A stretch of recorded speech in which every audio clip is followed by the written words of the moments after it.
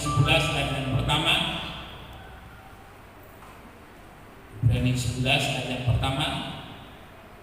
Ya, saya minta kesediaannya Suster Tina itu ya.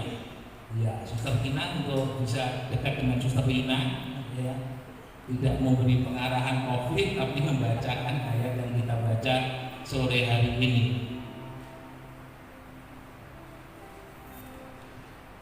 Puji Tuhan sore hari ini bisa hadir di tengah-tengah kesibukannya seperti tim ya. Jadi kalau saudara mau tanya pasien yang kena COVID itu seperti apa, tanya sama Suster Tina. Suster Tina, Suster Tina. Ya, dibacakan Kak Tina. Ibrani 11 ayat yang pertama. Ibrani 11 ayat yang pertama. Iman adalah dasar dari segala sesuatu yang kita harapkan dan bukti dari segala sesuatu yang tidak kita lihat. Ya, puji Tuhan, Tuhan memberkati. Bapak Ibu Saudara sekalian yang dikasihi oleh Tuhan, salah satu hal penting dalam kehidupan orang percaya itu adalah iman. Ya, percaya kepada Tuhan dan mempercayakan hidupnya kepada Tuhan. Dan seperti yang disampaikan oleh Yeremia 11:29, bahwa setiap kehidupan kita itu ada di dalam rancangannya Tuhan. Dan rancangannya Tuhan untuk kehidupan kita ini bukan rancangan kecelakaan, tetapi rancangan damai sejahtera yang membawa kepada masa depan yang penuh pengharapan. Nah, saudara-saudara sekalian yang dikasihi oleh Tuhan, dalam beriman itu tidak hanya berarti percaya atau mempercayakan hidup ini kepada Tuhan, tetapi kita juga harus tahu bahwa beriman itu juga mempunyai arti hidup di dalam kehendaknya Tuhan. Ya, kalau saudara perhatikan di dalam kehidupan daripada Abraham sebagai orang yang beriman kepada Tuhan, yang diminta oleh Abraham, yang diterima oleh Abraham adalah segala sesuatu yang telah dijanjikan oleh Tuhan untuk Abraham. Ya, kadang di dalam kehidupan kita sebagai orang percaya, kita meminta sesuatu kepada Tuhan, tetapi kita tidak mendapat. Kita berdoa kepada minta sesuatu kepada Tuhan, tetapi tidak diberi. Mungkin salah satu penyebabnya di sini karena apa yang kita tidak tahu apa yang kita minta, kita tidak tahu apa yang kita inginkan dari Tuhan. Dalam arti yang kita minta, yang kita kehendaki adalah sesuatu yang tidak sesuai dengan kehendak Tuhan dalam hidupnya, yang tidak sesuai dengan janji Tuhan dalam hidupnya. Ya. Dan saudara-saudara yang dikasihi oleh Tuhan, yang dijanjikan oleh Tuhan kepada Abraham itu adalah berkat secara lahir, keturunan, kemuliaan, ya, segala sesuatu tidak menjadi ekor tapi menjadi kepala. Kita lihat semuanya diberikan oleh Allah kepada Abraham. Ya, sebagai contoh ketika Abraham berjalan dari Ur Kasdim menuju ke tempat yang Abraham tidak tahu, menuju ke tempat yang Tuhan janjikan yang sampai mati pun Abraham juga belum tahu, ya. Abraham juga belum terima, Abraham sudah tahu, sudah lihat tapi Abraham belum terima. Di sana kita boleh melihat bagaimana janjinya Tuhan itu digenapi dalam kehidupan Abraham. Dan saya yakin bahwa apa yang diterima oleh Abraham dalam perjalanannya menuju ke tanah yang dijanjikan oleh Tuhan adalah segala sesuatu yang sudah difirmankan oleh Tuhan. Doanya Abraham apa? Yang pasti kesehatan, yang pasti kesejahteraan, yang pasti usaha dan pekerjaan. Dan kita tahu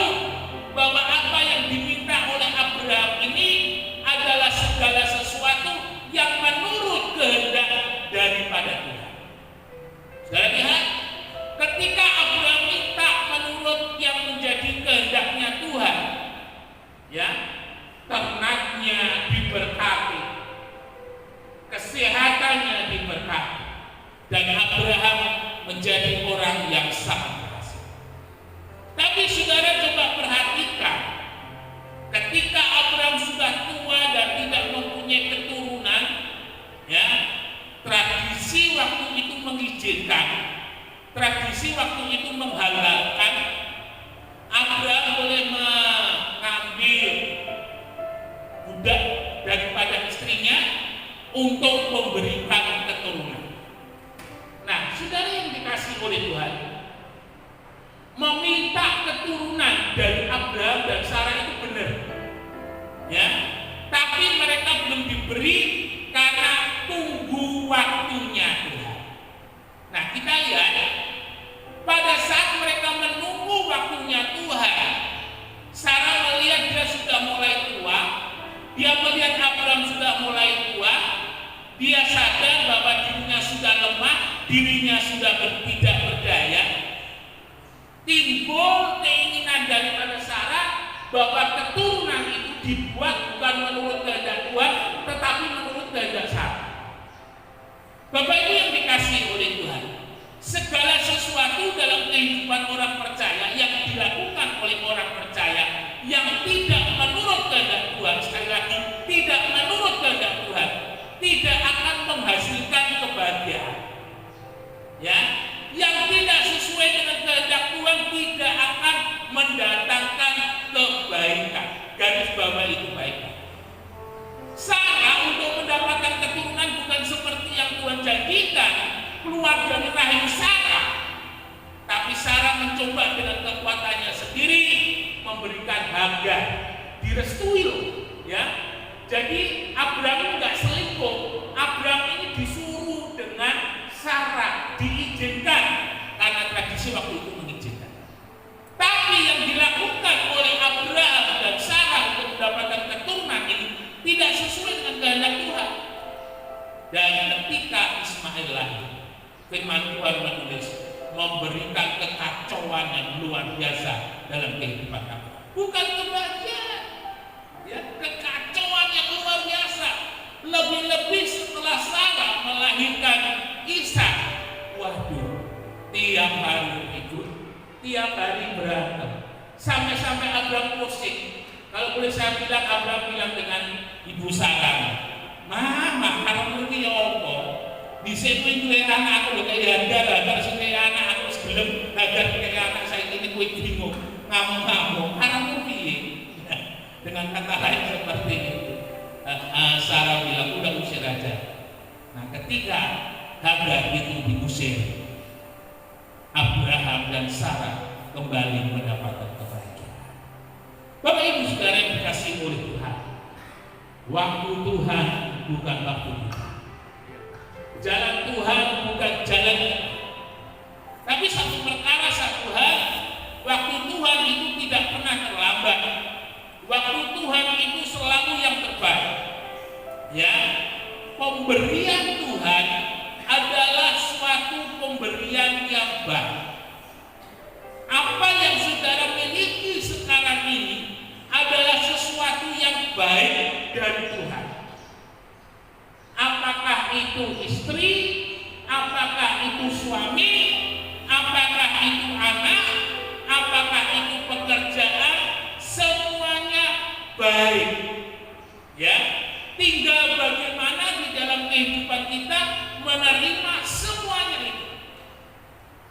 Saudara-saudara yang dikasihi oleh Tuhan Yesus, kita harus sadar bahwa hidup itu berkembang, hidup itu berjalan. Ya, Mazmur mengajar agar kita bijaksana menghitung hari-hari kita.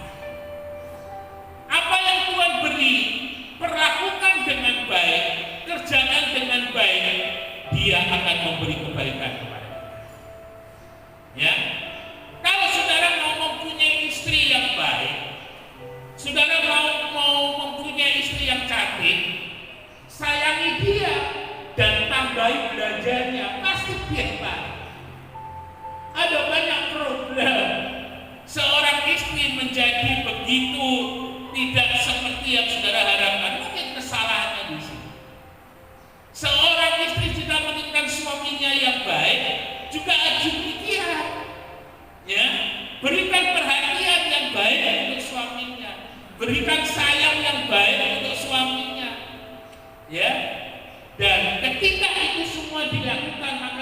semuanya boleh berjalan dengan baik.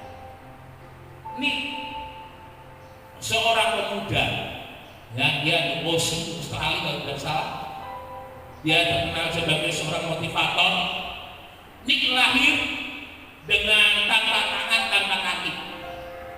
Mungkin saudara sudah pernah lihat videonya. Bagaimana Nick ketika sekolah dia sering dibully oleh teman-temannya.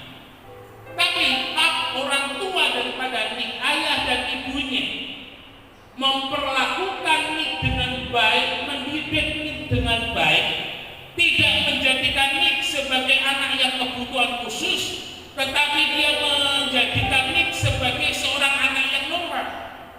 Artinya Nick diajar untuk mandiri. Ya, mungkin sebagian orang melihat nggak punya tangan, nggak punya kaki, bagaimana dia bisa hidup? Nggak punya tangan, nggak punya kaki, bagaimana bisa membahagiakan orang tua? Tapi Nick, oleh karena orang tua yang mengasihi, oleh karena orang tua yang memperhatikan, orang tua yang mengajarkan takut akan Tuhan adalah permulaan segala hikmah, Nick boleh tumbuh menjadi seorang yang sungguh-sungguh mengasihi Tuhan, menjadi orang yang sungguh, meskipun dia sempat pernah bunuh diri karena keadaannya, tapi ketika Tuhan jamah, dia menerima lawatan Tuhan, dia mengasihi Tuhan, Tuhan ubah hidupnya, dan dia menjadi seorang yang cukup sukses sebagai seorang motivator. Bapak Ibu Saudara sekalian yang dikasihi oleh Tuhan, ya, hiduplah di dalam kehendaknya Tuhan. Jangan cari sukses di luar kehendaknya Tuhan. Jangan cari bahagia di luar kehendaknya Tuhan. Jangan cari bahagia di luar kehendaknya Tuhan. Tidak dapat. Kosong, ya kosong. Kosong, ya kosong. Semua kosong. Salib tak kosong.